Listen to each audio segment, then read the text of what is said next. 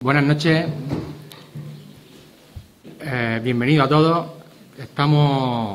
Vamos a presentar el libro de Álvaro Carpena, un acto que está dentro de la Semana del Libro. Creo que es un día importante para Abarán, ¿no? Todo lo que sea la presentación del libro es importante, pero cuando el libro va a hablar de Abarán, aún más. Y bueno, yo voy a ser breve porque, bueno, yo creo que aquí hay dos personas que tienen que hablar más que yo. Pero bueno, yo desde aquí, como ya hice en la presentación de la Semana del Libro, quiero agradecerle a Álvaro todo lo que está haciendo por sacar muchas cosas que teníamos de Abarán que no se sabía, la investigación que está haciendo sobre Abarán, ¿no? Creo que Álvaro eres uno de los sucesores de aquella generación del quinto centenario que estaba a la cabeza Pepe Jarras, y creo que estamos en una época en la que necesitamos mucho a Álvaro Carpena para que, como he dicho, hay mucha historia de Abarán que no se sabía y es el momento de que vaya saliendo, como va saliendo.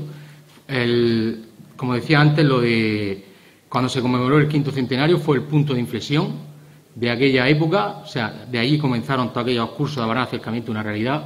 De ahí hubo una serie de personas, como fue Pepe Jarras, José David Molina Templado, Indalencio Maquilón, Pirrino, Pepe Drovero, gente Pepe Gil, gente que no ha dado a conocer muchas de las cosas de Abarán que no conocíamos.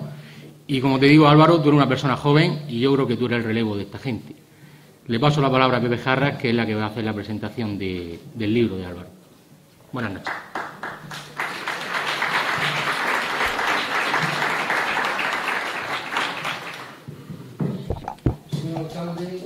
Concejales, queridos amigos, el 23 de abril de 1616 murieron dos grandes genios de la literatura universal, Cervantes en España y William Shakespeare en Inglaterra, motivo más que suficiente para que este día sea declarado Día Universal del Libro, aunque anecdóticamente he de decir que no murieron los dos el mismo día.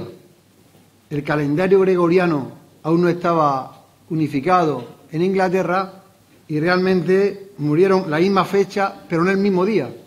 Shakespeare murió realmente el día 3 de mayo, unos días después, pero el calendario en Inglaterra se unificó bastantes años después. Serán hoy, por tanto, miles las actividades que en todos sitios se hayan realizado en torno a la literatura. Habrá habido y estará habiendo coloquios, conferencias, exposiciones, lecturas, pero sin duda el presentar un libro es la mejor manera de celebrar esta conmemoración anual. Asistir a la presentación de un libro es como asistir a un parto, con todo lo que ese acontecimiento conlleva de alegría y de ilusión. Cada libro es un hijo nuevo que viene al mundo, que ve la primera luz, que lanza sus primeros sollozos, que trae ilusión y alegría a la familia y al pueblo en el que nace. Por eso hoy es en Abarán un día de fiesta, porque una criatura nueva, hecha de palabras, distribuidas en páginas maquetadas y numeradas, ha visto la luz en este rincón del valle. Pero hoy la alegría para nuestro pueblo es máxima, pues se trata de un libro que presentamos en Abarán, que trata sobre Abarán y que está escrito por un abaranero. No puede haber, por tanto, mayor satisfacción para todos los que somos y nos sentimos abaraneros.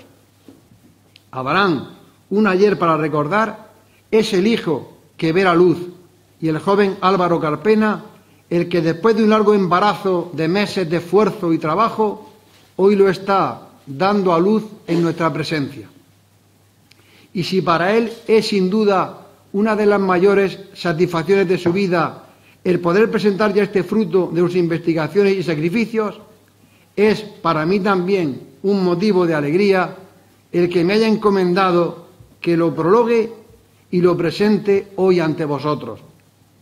Aunque reconozco que cada vez que presento un libro, junto a la satisfacción por el encargo, siento algo de envidia porque me gustaría ser yo el escritor. Los datos biográficos del autor los encontraréis en el comienzo del libro, y allí descubriréis que ha hecho de la pedagogía y del magisterio la dedicación de su vida, alcanzando cotas de gran prestigio.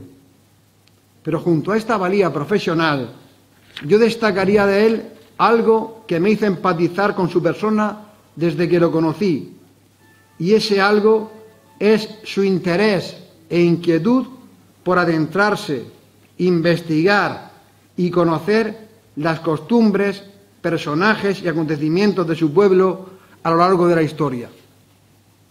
Y es una satisfacción para Abarán que haya personas como Álvaro y otros jóvenes que vengan a recoger esta llama del afán por estudiar su pueblo y que vengan a sustituirnos a los que estamos mucho tiempo dedicados a esta hermosa tarea, pero que ya peinamos canas, lo que se pueden peinar, y estamos en una madurez avanzada, y por ello necesitamos quien nos vaya sustituyendo para que esta llama de la abaranología no se apague. La culpa de que yo me topara con Álvaro la tuvo don José Vargas, ese maestro que pasó sin hacer mucho ruido, porque era muy sencillo y humilde, pero que encerraba una gran valía en el campo de la renovación pedagógica que nuestro amigo fue descubriendo y divulgando y aún sigue en ello. Pues ese interés por la figura de este maestro lo fue poco a poco ampliando y diversificando a otros ámbitos y personajes de la historia de Abarán. Y este libro es fruto de esa tarea. Es un libro cuyo título ya nos seduce y nos engancha para comenzar su lectura. Un ayer para recordar. Eso es lo que pretende Álvaro con su trabajo hoy publicado. Y es que recordar el ayer de un pueblo debe ser tarea obligada para los que en él vivimos. Porque recordar el ayer no es tarea de nostálgicos que solo se dedican a añorar el pasado y no actúan para mejorar su presente. Recordar el ayer debe ser un acicate para conocer nuestra historia, para tener idea del desenvolvimiento de un pueblo a lo largo del tiempo, pues solo se ama lo que se conoce, y es imposible amar el pueblo de uno si no se le conoce en sus tradiciones, sus personajes, los acontecimientos que se han ido sucediendo con el paso de tantas y tantas generaciones. Pero esa mirada al ayer, legítima y necesaria, no nos debe llevar a la conclusión de que, como decía Manrique en sus coplas en el siglo XV, cualquiera tiempo pasado fue mejor.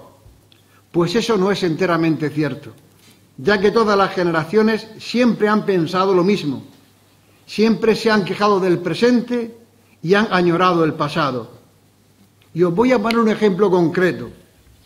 Nos quejamos, los que ya tenemos edad, de que nuestra feria de septiembre ya no es lo que era, que ya no tiene el ambiente de antaño, y añoramos, por ejemplo, las fiestas de hace 50 o más años, con los toros de Samuel, la ilusión de los feriantes, el traje y los zapatos nuevos. Pues en el programa de festejos del año 1948, hace nada menos que 70 años, alguien escribe: añoro simplemente la feria de antaño, su placidez, su sosiego, el regocijo de grandes y chicos en la diversión inocente, la alegría de las gentes recorriendo las calles tras el tío de la pita, asomadas a las casetas cargadas de juguetes, acudiendo a los puestos de cascarujas y helados, contemplando embelesadas la típica cucaña y los juegos de artificio, y luego los toros, el teatro. Ahora, dice en 1948, ha ganado en ruidos y ligereza, es más dinámica, y al acompasarse a la vida moderna, al mundo mecanizado y progresivo, perdió colorido y vida, se hizo fría, pero al fin es la feria. Y eso lo dice este articulista, que firma con las iniciales F.T. quizá Fidelio, en el 1948, precisamente el año en el que Domingo Ortega hace en nuestra plaza la mejor faena de su vida con toros de Samuel hermanos, y que Fernando de Oya, enloquecido sobre los toriles, le diera el chaleco, la chaqueta y todas las sillas que ve por el medio. Es por ello, por lo que hay que huir de esa actitud de pensar siempre que lo pasado es mejor que lo actual. Pero, como hace Álvaro en su libro, hay que recordar y conocer el ayer como tarea sugestiva e inexcusable para los que aquí vivimos. Y en este libro nos da ocasión para hacer las dos cosas, pues Álvaro hace unas catas en la historia de Abarán, una selección de acontecimientos o personajes que abarcan nada menos que desde la prehistoria hasta las berberas del Churri, pasando por la huella del escultor Planes en nuestro pueblo, o el ascenso de Abarán a segunda división, o los primeros teléfonos, o la actividad minera tan desconocida hoy, y por supuesto la figura y significación del maestro Vargas, como él lo llama. Es por ello un libro que nos anima a leerlo, por su variedad de contenido, por la sencillez de su estilo, por la cantidad de ilustraciones y fotografías y por el interés de los datos que nos proporciona en los diferentes capítulos. A través de su lectura nos daremos cuenta de la ardua tarea investigadora que lleva consigo, del trabajo y esfuerzo que hay detrás de sus 220 páginas, pero, sobre todo, y mucho más importante, de lo que hay en el fondo de cada una de estas páginas, de ese amor por Abarán que este joven destila por sus poros. Ojalá seamos todos, por encima de lo que nos separa, por encima de los problemas del Abarán de hoy, capaces de amar la esencia de este pueblo, aquello que nos une, aquello que define y constituye el alma de este pueblo, que no son grandes cosas o acontecimientos o personajes, sino que son pinceladas suaves de identidad, como el sutil rumor de los cangilones de nuestras norias y el beso emocionado al niño cada 6 de enero y los inspirados versos del malogrado Humberto y los sones de la Bisingui resortes en los días septembrinos y los muñecos en el balcón para partir la Cuaresma y el genio y la pobreza del cura don Juan Belmonte y las palomas coloreadas al vuelo el domingo de Pascua y el magisterio de vida de don Jesús García Candel y la tonadilla antigua sonando entre penitentes de madrugada y la romanza de Juanita Templado en el puerto de Tabernera y los tubos desafiantes del motor Resurrección y el saludo al ausente cada 26 de septiembre ante nuestros médicos y las pinceladas certeras en las acuarelas de Gandhi y los cabezudos que agigantan nuestras calles en la feria y el aire salpicado de recuerdos, de emociones y de sueños de la ermita, la ermita, la ermita. Muchas gracias.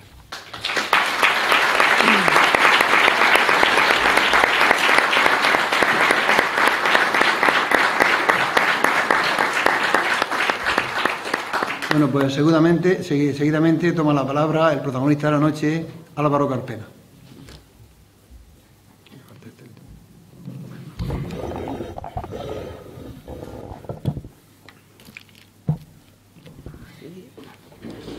Ahora sí.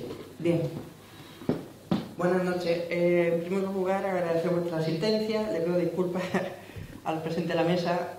Soy maestro, no sé trabajar sentado, tengo que ponerme de pie. Y se ha hablado del quinto centenario y del protagonista. La verdad es que no me había preparado ningún guión para preparar la presentación del cartel. Y creo que se ha olvidado una palabra que es fundamental, que es la abuela o el abuelo. Bajo mi punto de vista son los primeros que están con nosotros cuando nacemos, sin darse cuenta van depositando, arrojando, cultivando en nosotros la tradición oral, las leyendas, las rimas, los refranes, los apodos, el vocabulario típico, y nos hacen pertenecer ya de por sí a un contexto concreto. De hecho, sucede algo fundamental, y es que en esa edad en la que somos pequeños, nuestro pensamiento ni mucho menos tiende a la razón. Es lo que llamamos ese pensamiento mágico, ese pensamiento simbólico, que crea que desde que somos pequeños, de alguna manera, empezamos a interpretar la vida de una manera diferente. Os pongo un ejemplo. Y recurriendo a la avaranología, mi abuela es Carmen, Carmen la corredora. Cuando yo era pequeño, con una lucidez y con una palabra llena de detalles, me recordaba una y otra vez, por ejemplo, la leyenda del Cabeza de la Cruz. Claro, llegaba un momento que cuando esa oveja ya no era blanca, que era negra, que tenía cuernos, cualquiera dormía a la siesta, hay que decirlo. Pero poco a poco ese ejemplo sobre cómo iba cultivando en mí. Por otra parte, mi abuela Trini, esto lo sé por mi madre, mi abuela Trini le decía a mi madre que allá por el Piso de Carmelo los moros habían enterrado oro y plata, la cantidad de pozos que he hecho, y la cantidad de pozos que habrán tenido que enterrar los carlistas. Se puede decir que son pues pequeños acontecimientos que van pasando y que te hacen sensible sin que nos demos cuenta. Pero yo me pregunto, vamos creciendo. El pensamiento mágico va siendo sustituido por un pensamiento de tipo racional y hace que, por culpa de la razón, olvidemos nuestra herencia, nuestro comienzo, nuestras raíces. Y ese es el motivo de escribir este libro, que no solo encierra tradición oral, sino muchísima documentación que hasta yo mismo me he sorprendido a la hora de saber qué pasó en esta tierra. De esta manera aparece el libro Abarán, un ayer para recordar. He de decir que yo no planifiqué la forma en la que apareció el libro. Se puede decir que el libro me fue eligiendo en diferentes momentos de la vida. De hecho, no pensaba escribir un libro, eran capítulos que aparecían de casualidad, como van a poder observar, y poco a poco se iban enlazando, se iban entretejiendo. De esta manera preguntaba, ¿y qué puede ser lo que me ha incentivado a mí a lo largo de mi vida a escribir un libro sobre Abarán? Y básicamente encuentro tres culpables. En primer lugar, tuve la suerte que en el año 96 en el Colegio de San Pablo se celebró el 50 aniversario. Fue un momento en el que los antiguos maestros de EGB, Jesús Currito, Antonio Pascual, José Avelino, el director Joaquín, pues recuerdo que dentro de ese 50 aniversario se hizo una exposición de libros escolares antiguos. Mi madre no sabía lo que iba a pasar porque ya son 4.500 manuales escolares lo que tengo en colección, ahora en mi piso. Entonces mi madre me lo tiene que agradecer. Pero cuando yo observé ese director que de repente era serio con esa voz y empezó a contar anécdotas de su padre, que al parecer también era maestro, y esas cosas cotidianas que ocurrían, me llamó mucho la atención la escuela de antaño. Llegué a secundaria. Llegó el momento de guardar los libros escolares y aficionarme por los libros de festejo. Agradezco y le estoy agradecido a Indalecio Maquilón Carrelón. Sus clases eran, para mí, una de las pocas motivaciones que me llevaban hacia el centro de secundaria. De hecho, yo fui un alumno del que suelen denominar de fracaso escolar. Pues este maestro recuerdo que nos enseñaba las mayúsculas con los nombres de las calles. Incluso nos hablaba sobre la vida de esas personas que nos acompañan en el nombre de las calles. Una edad, la adolescencia, que nos dedicamos a la enseñanza, una edad muy difícil, en la que aparecen los apodos. Nosotros nos ponemos apodos, pero él nos hacía listados de apodos que existían en el pueblo y de dónde venían. Recopilatorio de apellidos. Incluso para trabajar un poquito lo que era la escritura, no solo hacíamos análisis sintáctico o análisis de los componentes de la frase, de los refranes, algo complejo, sino que además nos hacía que hiciésemos una serie de redacciones, temas muy usuales, la chumbera, la silla, el botijo. Y de allí a veces salían redacciones gracias a las cuales un botijo parecía una máquina de tecnología punta, hay que decirlo. Sin embargo, a lo largo de la adolescencia ocurrió algo, el quinto centenario. Yo no sabía que se debió al quinto centenario, pero recuerdo cómo junto a mi primo Luis Miguel Melgarejo, junto a Ángel Miñano, yo estaba sentado abajo en el Teatro Guerrero Mendoza, escuchando a Pepe, mucho más joven, escuchando a Pepe Gil, y me di cuenta cómo Abarán era digno de ser estudiado. No solo transcurría mi día a día en Abarán, sino que además podía ser estudiado, y de una manera seria, para saber de dónde viene todo nuestro origen. Fue pasando el tiempo y en verdad fue naciendo la necesidad de que todo eso lo fuera redactando de alguna manera. asistí al curso de Abarán, Acercamiento a una realidad, me hice lector aférrimo del periódico La Noria, y qué decir de los libros de Semana Santa y los libros de festejos, que son nuestro patrimonio cultural regalado a la puerta de la casa. Tuve una adolescencia muy tranquila hasta que llegué a la universidad y empecé a estudiar magisterio. Y este libro comienza por la culpa de 5 condenados y 2 bolsas de picardía. El que era de Ciza, ¿qué llevaba? Olivas. Quien era de Alicante, turrón. Quien era de Abarán, condenados y picardía. Era el mes de mayo, hacía mucha calor y recuerdo que en la cafetería se acercó un hombre mayor, moreno, parecía que había sufrido mucho en la vida. Era profesor emérito, con su sombrero, su chaqueta, su camisa, un par de tallas quizás más grande que su cuello. Era Antonio Carrelón Blandrino, primo de Indalecio Carrelón. Ahí que se acercó y dijo: ¿quién es de Abarán? Yo. Me dijo: cada vez que entre por la puerta quiero que te sientas a mi lado. Fueron pasando las semanas y siempre hablamos sobre lo mismo, él sobre su plaza de toros, que de hecho hay un capítulo dedicado a él sobre la plaza de toros. Y también hablábamos sobre Maestro Vargas, y yo, ingenuo, sin saber quién era la mujer, la profesora emérita que siempre se sentaba, catedrática de Historia de la Educación. Ocurrió que me dijo: Carpena, ¿qué haces mañana? Pues acabar la clase y volver a Abarán en autobús.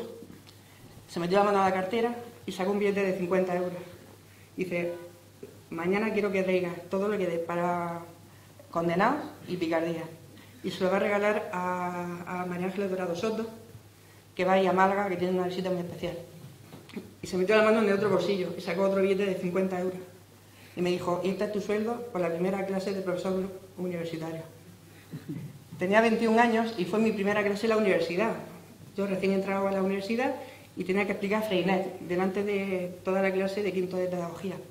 Hablar de Freinet ahora no conviene, pero si les comento que hubo un abaranero que desde muy joven comenzó magisterio un poco tarde, hay que decirlo, pero sin embargo se formó como perito mercantil, viajó a París, trabajó como corredor de naranjas para Nicolás Gómez Tornero, en París perfeccionó francés.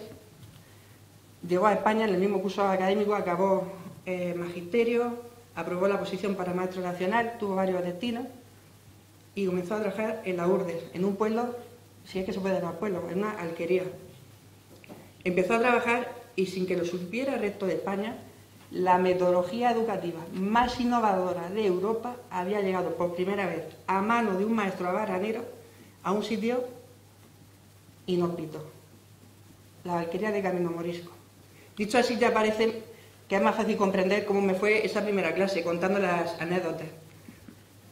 Disfruté muchísimo, por cierto, a la profesora le llevé Los Condenados y me hizo mucha gracia porque en el taxi de Murcia, estaba ella junto a una monja y ahí que aparezco con todos los condenados que me había hecho la hija de Milagro, el hijo de Milagro del Paso, que eran muchísimos, y me dice: madre mía, baranero, dice, me has traído endemoniados y pícaras, pero me has traído todo el infierno.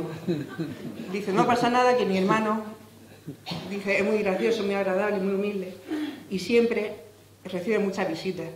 Seguro que mi hermano, dice, te da su bendición. Es Monseñor Don Ángel Dorado Soto, obispo de la diócesis de Málaga.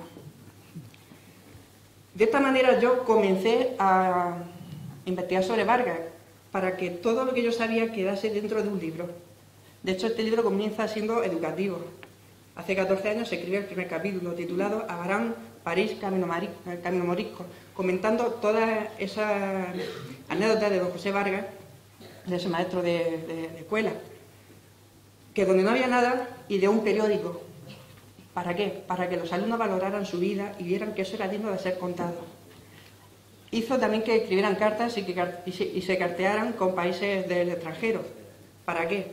Quizás él sabía de antemano que esas familias, que esos niños estaban ya sentenciados, que no iban a salir nunca de Camino Morisco, por lo menos se comunicaban.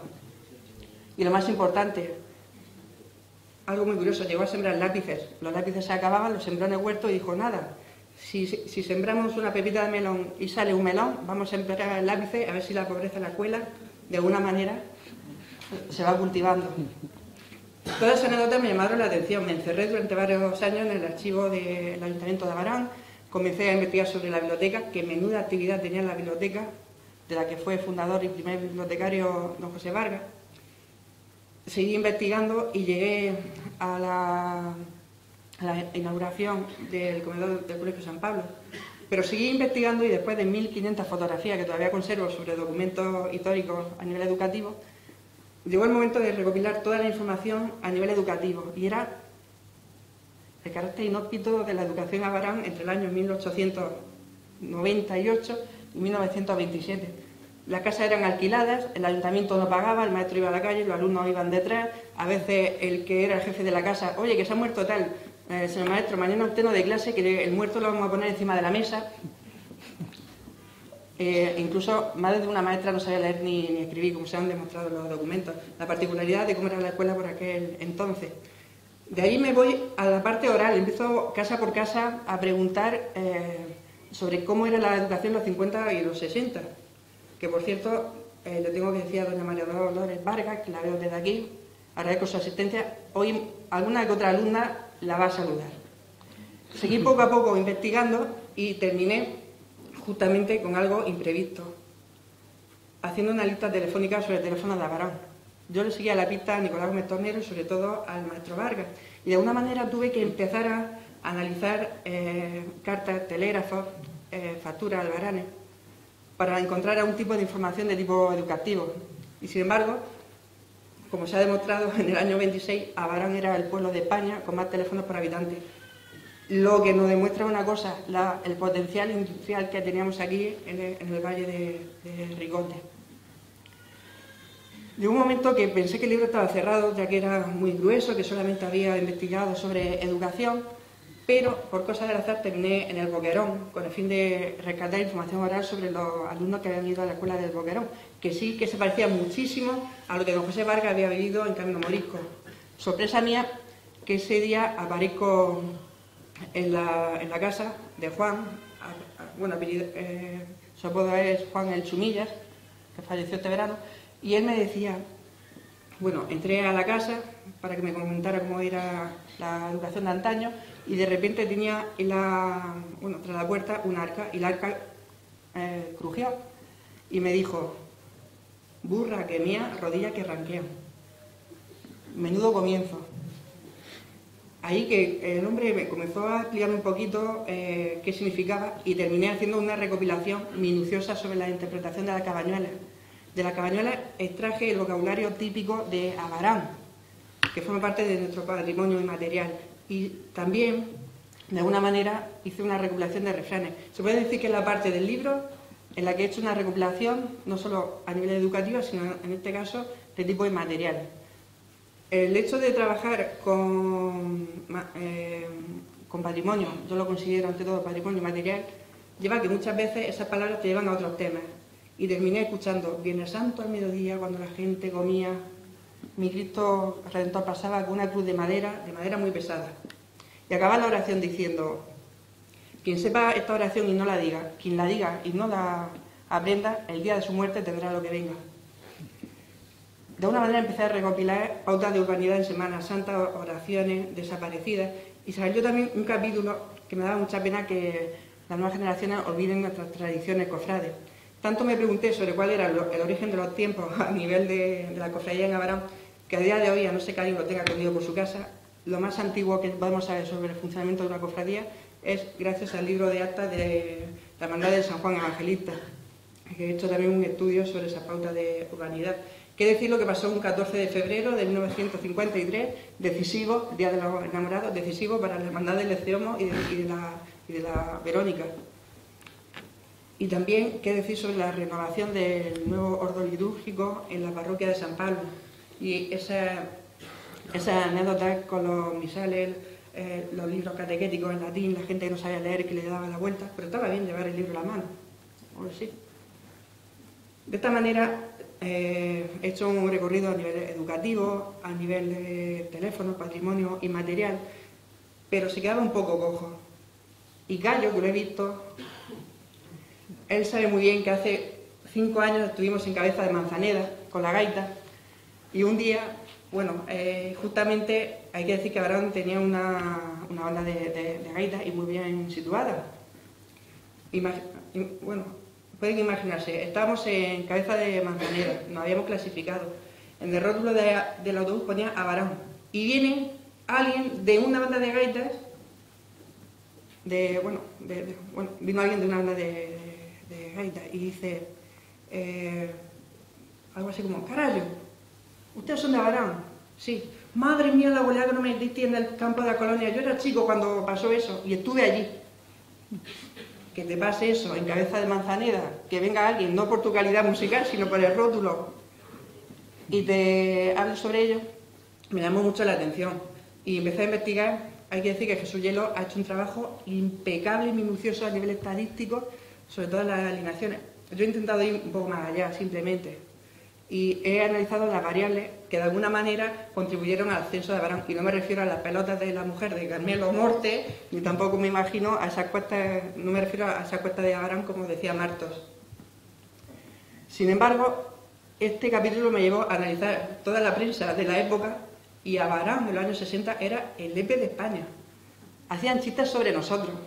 Lo que hacemos con Lepe lo hacían con nosotros. Decía, un catalán a un abaranero.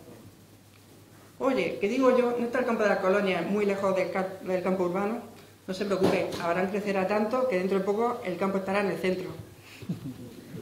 Disculpe, ¿no le queda muy grande a Abarán que está en tercera división? Claro, por eso vamos a subir a segunda. Oye, y en Abarán, que vosotros sois de Real Madrid, si jugáis contra el Real Madrid, ¿qué pasa? Pues nada, animamos a los dos. De esta manera, pues fui recopilando una serie de chistes, de anécdotas que nos da a través del Abarán, del club de fútbol, un reflejo de lo que ocurría en las almacenes con el transistor, lo que ocurría a través de la prensa y de aquellos jugadores que no tenían nombre y elevaron nuestro pueblo a la categoría de segunda división, jugadores sin nombre. No podía terminar el libro y me quedaban como dos astillas. Yo fui maestro en Cartagena durante varios años, estuve viviendo en la Unión, me hinché de minas. Y yo sabía que había minería. Y fue cuando mi amigo Juan Carlos Trigueros, ahora doctor, empezó a investigar sobre las minas. Le dije, Juan Carlos, que me gustaría que dentro del libro hubiera un capítulo sobre minería. Exacto, tenemos un capítulo sobre minería, que a nadie va a dejar indiferente. En Abarán se traía plomo, se traía azufre, se traía zinc. No sé si oro, eso todavía no está muy demostrado. Pero desde luego sí que gracias a la minería se fue iniciando en el Boquerón lo que hoy es un pequeño núcleo urbano que fue prosperando poco a poco. Además, estando en el Boquerón, Chumilla, un día me dijo, madre mía, de Abarán, allí los críos nacen tontos, como eso. Dice, allí que viene el coco, que viene el coco. Dice, aquí nos decían que viene Jaime el Barbudo y nos escondíamos en el arca. Jaime el Barbudo era una persona, era un bandolero que robaba, y además está documentado, existió, sobre todo por la denuncia que hemos encontrado en el municipio de Orihuela sobre asaltos y atracos. Pues decía, este hombre decía, viene Jaime el Barbudo, y todos nos escondíamos. Decía la leyenda que Jaime el Barbudo había escondido 3 montones de monedas, una de plata, otra de oro, otra de cobre.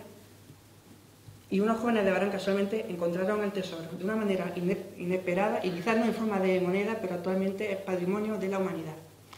Por cierto, también me contó este hombre una anécdota muy buena sobre Jaime el Barbudo, que después de estar, es decir, los seminaristas, los sacerdotes, recopilando dinero a través de las curas papales en la Cuaresma, pues este hombre sabía por dónde pasaban, camino de Alicante. Ahí que venía un cura montado en una burra, iba con su dinero, y Jaime, sabiendo que el hombre llevaba dinero, le dijo, ¡alto! ¿La bolsa o la vida? Y ahí, que dice según dice la tradición, el cura dijo, anda, Jaime, dice, tranquilo, si los dos nos dedicamos al mismo.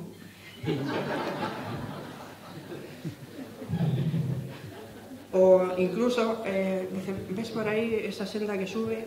Pues muchas veces en verano sale la luna llena y las ovejas van subiendo, y ahí me va recordando Belén, la Virgen María, esa burra que parece el burro donde va San José, que van subiendo, y yo pienso, ¡ay María, madre mía! María, si en vez de iros por allí dirección a Belén, hubiera ido a Abarán, A lo mejor al niño no lo hubieran matado con 33 años. Fueron anécdotas que me fue comentando este hombre a lo largo del libro. Por último, sí que me decidí cerrar el libro, esto sí, atizando a la nostalgia. Muchas veces me hablaban sobre las verbenas del Churri.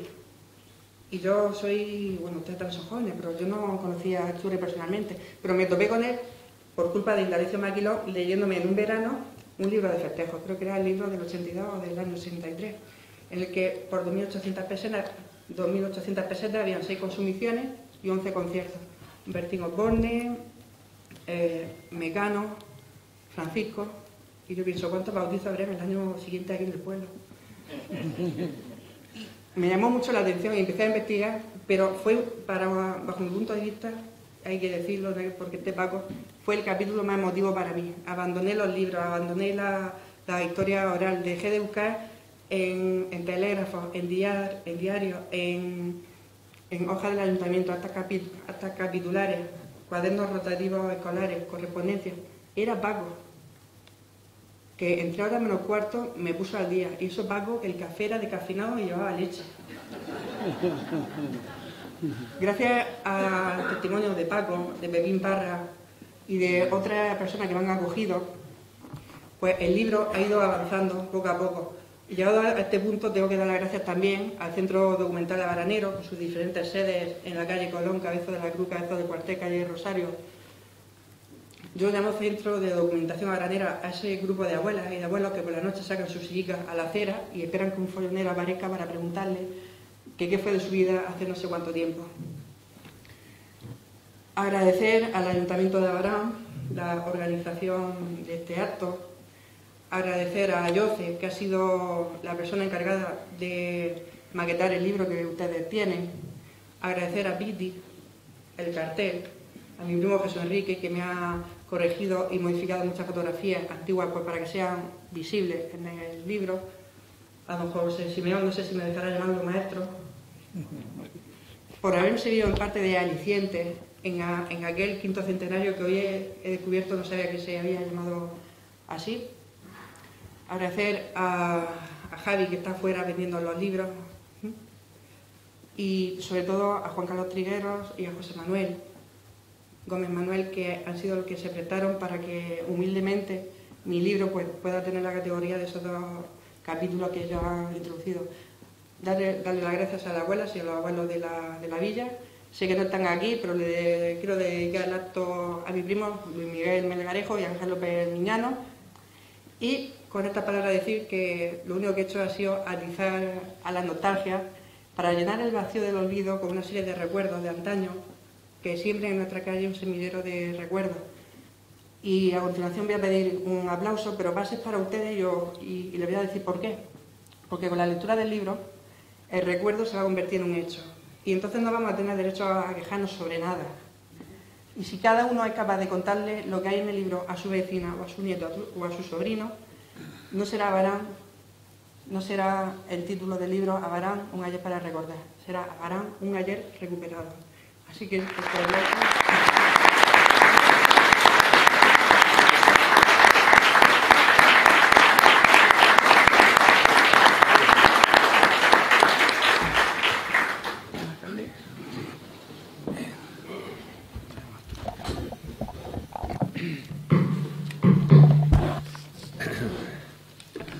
Buenas noches a todos. Siempre es un honor presentar un libro, pero más aún si se trata de nuestro pueblo y sobre todo es abaranero. Agradecer a Álvaro el laborioso trabajo de investigación que ha realizado sobre las tradiciones, costumbres y anécdotas de nuestro pueblo, rescatándolas en su libro para que no caigan en el olvido y con este poder culturizarnos un poco más de nuestro Abarán. Enhorabuena y desearte la mayor de las suertes en tu proyecto. Gracias, Álvaro.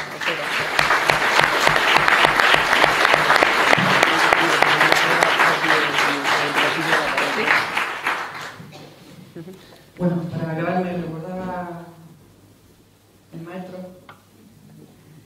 El libro lo vamos a vender al precio de 12 euros.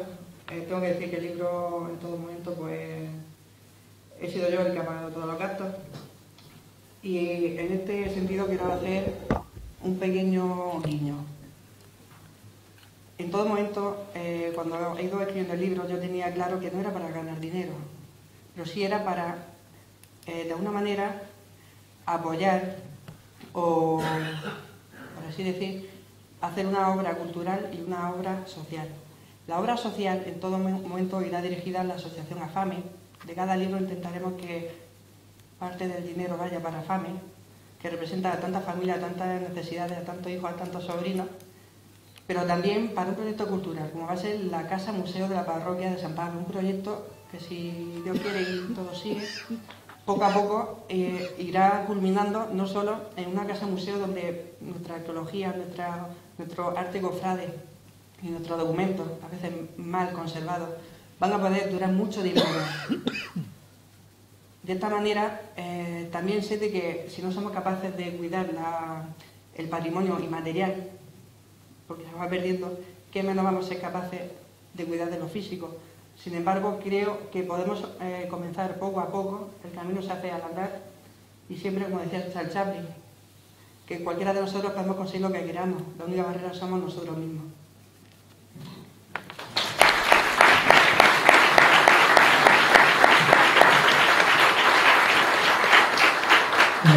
Muchas gracias por su asistencia. Ha sido realmente un acto muy merecedor de leer el libro. Yo creo que ojalá dentro de poco estemos aquí, todos los que estamos aquí presentando otro libro, si es posible sobre Abarán, pero si no, cualquier libro, sea de la temática que sea, siempre es algo positivo. Hay en el prólogo de Lazarillo, hay una cita que la hago en latín, que bueno, decíamos en español, que dice que no hay ningún libro del que no pueda sacarse alguna enseñanza buena. No pasa de un latino, pero de todos los libros, sea el que sea, se puede sacar algún contenido positivo. Bueno, pues ojalá, llevamos ya varios libros presentados en poco tiempo, yo por lo menos, entonces ojalá tengamos un libro próximo, sea la temática que sea, y también que Álvaro se tira a seguir adelante con esta serie de libros de temáticas sobre Abarán, porque el pueblo da mucho pueblo. Lo que importa es conocer a Abarán, porque para amar a Abarán, y eso es lo que estamos todos obligados, sin falso chauvinismo, hay importante y imprescindible conocerlo. En Abarán hay muchas cosas que, aunque no aparecen en la historia grande de España, aparecen en la historia pequeña de nuestro pueblo, y por eso es algo que llevamos con nosotros y queremos transmitir generación tras generación. Muchas gracias y a disfrutar del libro.